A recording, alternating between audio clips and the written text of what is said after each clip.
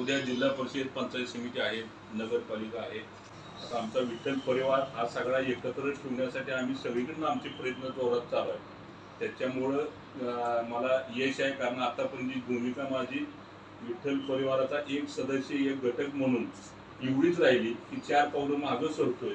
फक्त माझी भूमिका एवढीच राहते की आपण सगळी एकत्र राहावं. कारण तुम्हाला सगळं माहिती आहे की भारतनानाच्या टायमापासून आपण बघितलं, राजूबापू आमदारकी उभा राहत असल्यापासून बघितलं, कालच्या भगीरथच्या 2 उमेदवारी झाल्या, विठ्ठल कारखाना टायमाला सगळं झालं, की माझी भूमिका एवढीच राहिली की 2 पावलं पाठीमागं सरून एकत्र राहावं हा प्रयत्न करतोय. आता सुद्धा तोच प्रयत्न आमचा सर्वांचा राहणार आहे.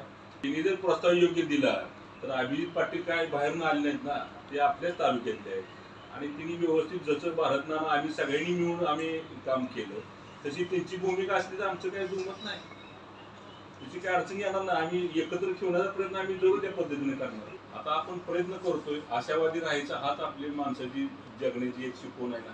कायम आशावादी राहायचं आपण तसाच परत योगावन सगळी एकत्र आली तर बरंच झालं. आणि आमची प्रामाणिक इच्छा आहे, आम्ही कुठलंही पद मागत नाही, पण आम्ही एकत्र राहण्यासाठी आम्ही प्रयत्न करतोय.